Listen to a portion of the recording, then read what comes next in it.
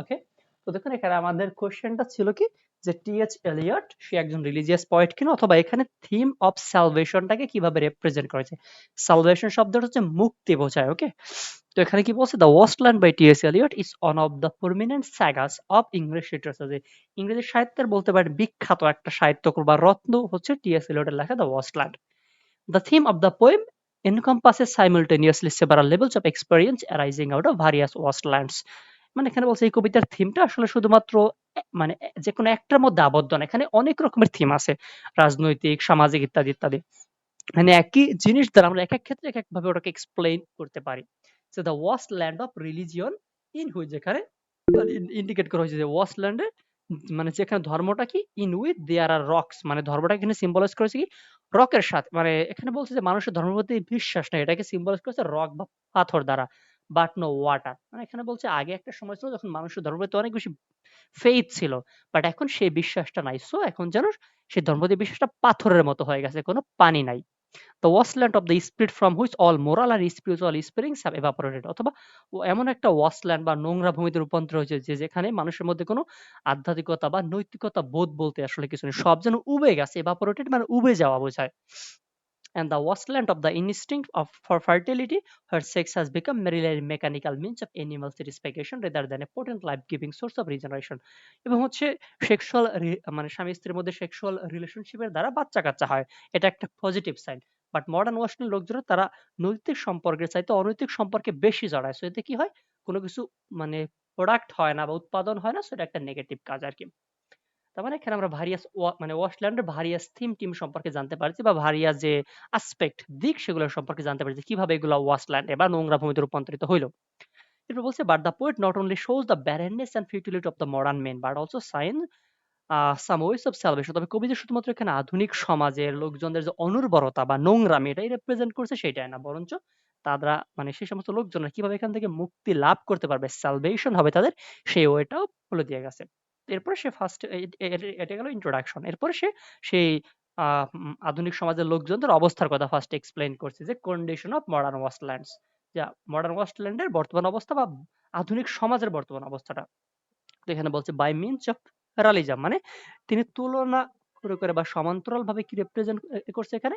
Elliot has shown the similarity of the problems in the in the past and the present. মানে T S. Eliot উনি অতীতের সাথে বর্তমানের একটা যোগসূত্র তৈরি করে দিয়েছে। অতীতেও যেমন সমস্যা হয়েছিল, বর্তমানে ঠিক একই রকমের সমস্যাগুলো দেখা যাচ্ছে আরকি।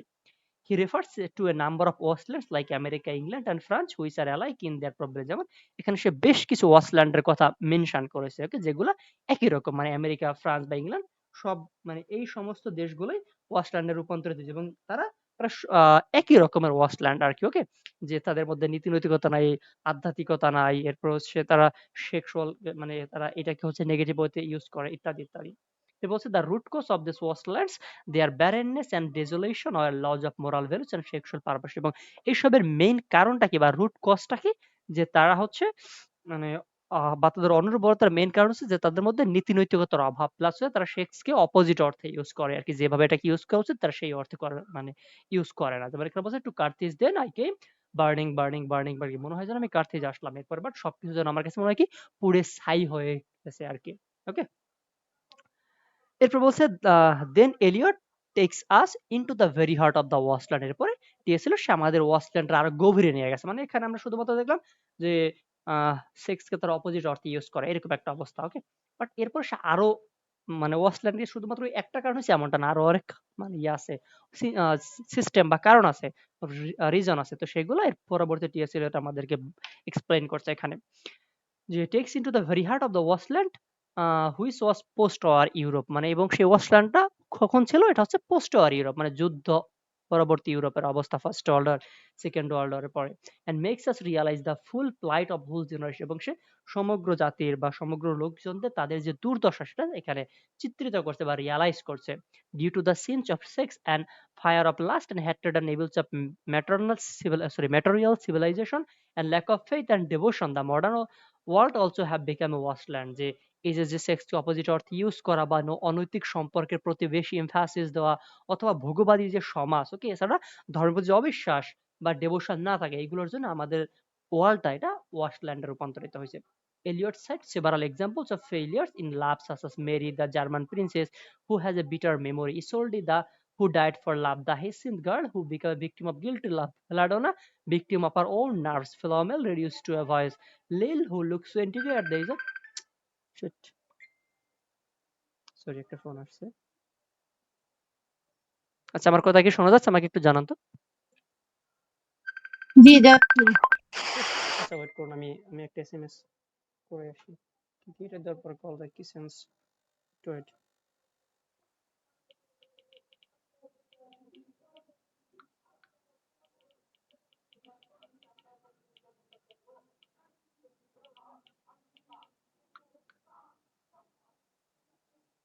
আচ্ছা, সরি। হ্যাঁ, তার মানে এই সমস্ত লোকজনদের কথা মেনশন করে টিএস ইলিয়ট সে মডার্ন ওয়ার্ল্ডের লোকজনদের অবস্থা কেমন ছিল সেটা রেপ্রেজেন্ট করছে আর কি। এরপর বলছে যে the typist girl and her lover with her indifference to sex act and the Thames maiden who lament the laws of the chastity, মানে এই সমস্ত মহিলারা তারা সেক্সুয়ালি হয় মানে সম্পদের জন্য বা অর্থের জন্য একে অপরের সাথে অনৈতিক সম্পর্কে লিপ্ত হতো, বা যারা পুরুষ তারা তাদের ধন সম্পদ অতিরিক্ত আছে যার ফলে তারা এরকম অনৈতিক সম্পর্কে লিপ্ত ইত্যাদি ইত্যাদি, মানে এক একজন এক এক রকমটা আর কি। ওকে, সো তাদের এখানে মেনশন করার মাধ্যমে টিএস ইলিয়ট সে ওই সময় মহিলাদের অবস্থা বা হচ্ছে ওই সময় মানুষের নীতি হইতে কতটুকু আসলে নিচে নেমে বা ডিগ্রেড হয়েছিল সেটাই সে রিপ্রেজেন্ট করতে চেয়েছে। বাট কে যেন আসতে চাচ্ছে, এখন অ্যাকসেপ্ট করি। ওকে, হুম, ঠিক আছে। এন্ড দ্য থেমস, না তো এবার এখানে ওই সম্পর্কে একটা কোটেশন আছে যে when lovely woman stops to folly and places about her room again alone and puts a record on এখানে বলা হয়েছে সুন্দরী শিট এখনো যদি আসে ওয়েট, এখন থেকে যে আসবে তাকে আর অ্যাকসেপ্ট করা হবে না, এত লেট করে আসলে বারবার করা সম্ভব নাকি? ওকে, তো এখানে বলা হয়েছে যে সুন্দরী যারা মানে মেয়ে আর কি, বা এক কথা যারা সেই যৌনতার সাথে লিপ্ত আর কি, ওকে, বন্ধুত্ব সম্পর্কে লিপ্ত, তারা খুব সুন্দর করে সাজুগুজু করে থাকে এবং হচ্ছে তাদের যে গ্রামোফোন আছে ওখানে সবসময় গান বাজনা চালানো থাকে আর কি। তো এই ছিল ওই সময় মডার্ন ওয়ার্ল্ড এর যে অবস্থাটা আর কি। ওকে, তো যেটাই আসলে কবি এখানে রিপ্রেজেন্ট করছে। সো আমরা সংক্ষেপে বলতে পারি এস্টনদার কবি এটাই বলতে চাইছে যে আধুনিক ল্যান্ডটা স্পেশালি আমেরিকা, ফ্রান্স, ইংল্যান্ড এরা কিভাবে ওয়েস্টল্যান্ডে রূপান্তরিত হয়েছে, যে তাদের মধ্যে একে অপরের প্রতি তেমন কোনো ভালোবাসা নাই। ওকে, তাদের মধ্যে নীতি নৈতিকতা নাই। তারা সেক্সকে যে অর্থে ইউজ করা দরকার সেই অর্থে ইউজ না করে অন্য অর্থে ইউজ করতেছে। এরপর এক একজনের কথা মেরি, তারপরে হচ্ছে ইসোল্ডি, হেসিন গার্ল, তারপরে ভেলাডোনা, ফিলোমেল, এক একজনের কথাবার্তা বলা যে যারা কেউ হয়তো মানে ভিকটিম হয়েছে অথবা কেউ হচ্ছে অথবা কেউ হচ্ছে কাউকে ভিকটিমে রূপান্তরিত করছে। বাট যাই হোক না কেন এক কথা তাদের মধ্যে ভালো কোনো সম্পর্ক নাই আর কি, বা তারা কেউ ভালো না, এক একজন এক এক রকমের সেক্সুয়াল রিলেশনশিপে অ্যাটাচড আর কি। তো এখানেও সম্পর্কিত একটা ইয়ে আছে, কোটেশন অ্যাড করা হয়েছে যে তারা খুব সুন্দর করে সাজুগুজু হয়ে থাকে আর কি, বা সাজুগুজু করে থাকে এবং হচ্ছে যেমন এখানে আরেকটা উদাহরণ বলা হয়েছে then puts a record on gramophone. তাদের মানে আগে তো এরকম সিস্টেম ছিল না যে আমরা এখন ফোনে, ল্যাপটপে, টিভিতে হচ্ছে এরকম গান টান ই করতে পারি, প্লে করতে পারি, বাট আগে তাদের এরকম দেখবেন ওটাকে বলা হচ্ছে কলের ফোন আর কি, ওকে, বা গ্রামাফোন টাইপের, ওইগুলোতে তারা গান বাজনা শুনতো। আপনার থ্রি ইডিয়ট মুভিটা দেখছেন তো, ওখানে যিনি মাস্টার থাকেন আর কি, উনি যখন দাড়ি টাড়ি মানে ক্লাসের মাঝখানে দাড়ি যখন ই করে শেভ করে আর কি, তখন দেখবেন উনি ওরকম একটা মানে একটা সাউন্ড দিয়ে আর কি ওরকম শুনতে থাকে। তো ওইগুলো চালু করে তারা তাদের এক কথায় একটা ইফেক্ট তৈরি করতে চায় আর কি। ওকে, তো এই হচ্ছে সেই ওয়াস্টল্যান্ডের অবস্থা ছিল যেটা কিনা এই কবিতায় রিপ্রেজেন্ট করা হয়েছে। এরপর কি আছে কজেস অফ ওয়াস্টল্যান্ডার্স, মানে তাদের এই কারণগুলো শুধুমাত্র ওইগুলো না, আরো আছে কারণ। According to Eliot, modern people forgetting the values of religion and morality, যেটি এই সিলেটের মধ্যে আধুনিক লোকজন তারা তাদের এই যে ধর্মীয় বিধিনিষেধ আছে, নৈতিকতা আছে, এগুলো তারা ভুলে গেছে। হ্যাভ বিকাম টু কমার্শিয়াল, তার এবং যার ফলে তারা কি হয়ে গেছে অনেক বেশি কমার্শিয়াল বা বাণিজ্যিক মেন্টালিটির হয়ে গেছে, মানে তারা অর্থ সম্পদ ছাড়া আসলে তেমন কিছু বোঝে না আর কি। সেলফ সেন্টার্ড এন্ড সেলফিশ, স্বার্থপর স্বার্থবাদী হয়ে গেছে। Moreover, most of the people in the urban area are suffering from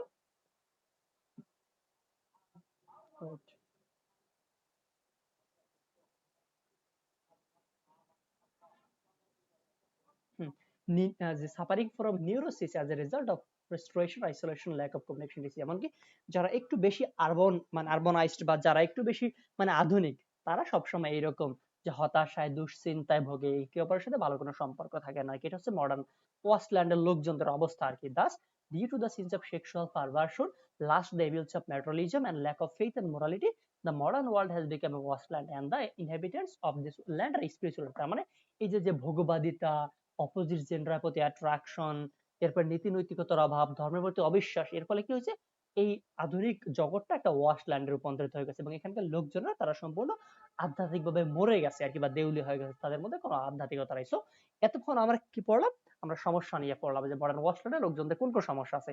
এবার দেখি টি.এস. এলিয়ট আসলে সমস্যার সমাধানে স্যালভেশনের কোন ওয়েটা বলছে বা কোন রিলিজিয়াস কনসেপ্ট এখানে আছে। যে ওইটা হচ্ছে ওয়েস অফ স্যালভেশনের, যে through the wasteland Eliot not only gives us a record of the spiritual decay of the modern civilization but also suggests its salvation। যে উনি ওয়াসল্যান্ডের দ্বারা শুধুমাত্র যে আমাদের সমস্যাবলীর কথাই মেনশন করছে বা আধুনিক সমাজের যে অবক্ষয় এটাই মেনশন করছে, মানে জাস্ট এতটুকুই না, বরঞ্চ উনি এখান থেকে সালভেশনের বা মুক্তি লাভের উপায়গুলো বলে দিয়ে গেছে। He refers to the ancient Indian history as described in the Upanishad. উনি হচ্ছে উপনিষদে, মানে হিন্দু ধর্মের একটা বিখ্যাত হচ্ছে ধর্মগ্রন্থের নাম হচ্ছে উপনিষদ। ওকে, তো সেখান থেকে উনি আসলে ওনার যে রেফারেন্স গুলো ইউজ করছে, মানে উনি উত্তরণের জন্য হিন্দু ধর্মটাকে ইউজ করছে বা হিন্দু ধর্মটাকে উনি ই করছে আর কি, ইন্ডিকেট করছে। এবং হিন্দু ধর্মের যে একটা বই আছে, বই বলতে তাদের যে ধর্ম গ্রন্থ, আদি ধর্মগ্রন্থ বে, তার একটা আছে উপনিষদ আর কি।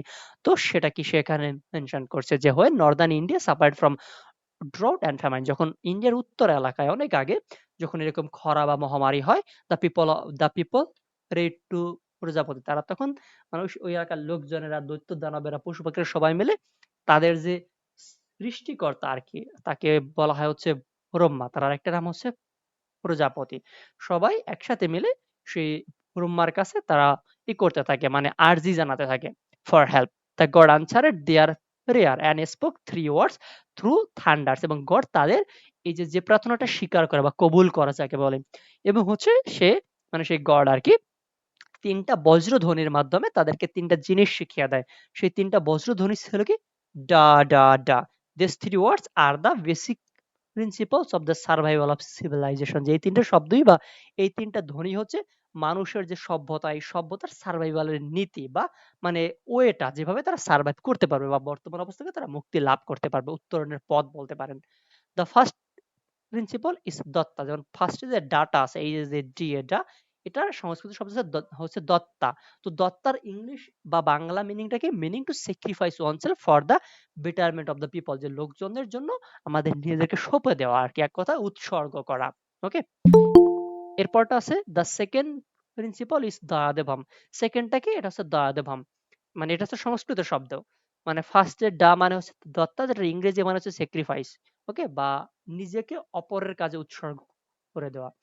আর সেকেন্ডটা আছে কি, দয়াদেভম, সংস্কৃত শব্দ। সেকেন্ড ডা এর মিনিং হচ্ছে দয়াদেভম সংস্কৃতে, এবং ইংরেজিতে হচ্ছে কি টু শো সিম্প্যাথি আপন দা ডিস্ট্রেসড, যে যারা অসহায় বা যারা ভালো অবস্থায় নাই তাদের প্রতি সিম্প্যাথি বা সহানুভূতি হচ্ছে তোমার শো করা উচিত। এটা হচ্ছে সেকেন্ড যে ডা বা দয়াদেভমের অর্থ। এবং থার্ডটা কি, betterment of the people, that's না, এটা না, distressed people by shaking off one's ego, মানে তোমার এই যে ইগো আছে, ওকে, বা তোমার যে অহংকার আছে, সেটা ত্যাগ করে তুমি অন্যের প্রতি সহানুভূতিশীল আচরণ করো। এটা আছে দয়াদেভম বা সেকেন্ড ডায়ের মিনিং। আর দ্য থার্ড যে নীতিটা আছে বা থার্ড যে প্রিন্সিপালটা আছে, সেটা কি, দামেয়াতা। তো এটা হচ্ছে এই থার্ড ডায়ের যে ফুল মিনিংটা দামেয়াতা আর কি, বা সংস্কৃতের শব্দ, এটা ইংরেজি অর্থ কি, which means an inner discipline to control one's thoughts and obsessive passion. যে তোমার যে অতিরিক্ত চাহিদা আছে বা অপোজিট জেন্ডারের প্রতি অ্যাট্রাকশন আছে, যেটা তুমি কন্ট্রোল করতে হবে। মানে এখান থেকে আমরা তিনটা ডিসিপ্লিন বা নিয়ম শিখতে পারতেছি।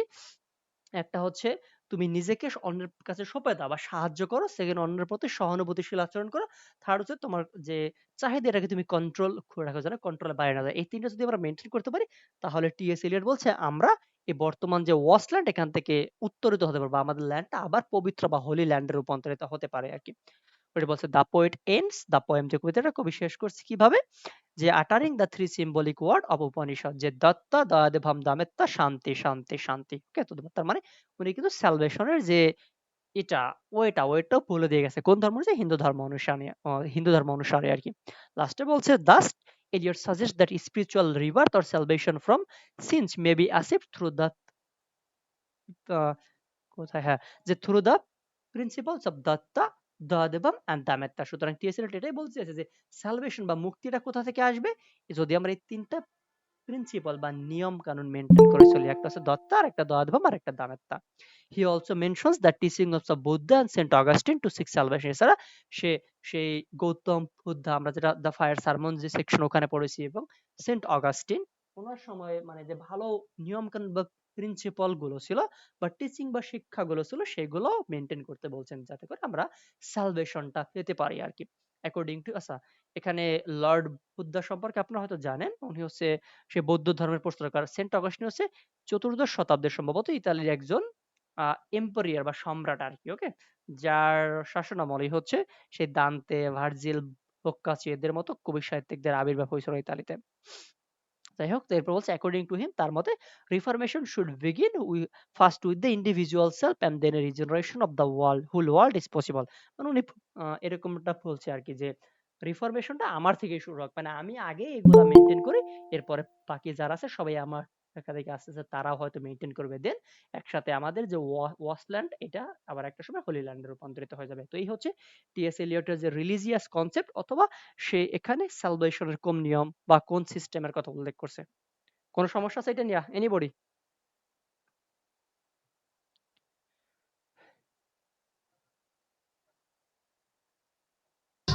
না ভাইয়া, ঠিক আছে, সব ঘুরে ফিরে তো একই কথা। একই কথা, রাইট। আচ্ছা, কে যেন আসতে চাচ্ছে, বারবার দেখলাম নক দিতেছে, আমি একটু দেখি কি আসতে চাচ্ছে। মারিয়া জান্নাত, নুহা আক্তার সাথী, ঠিক আছে, ওকে।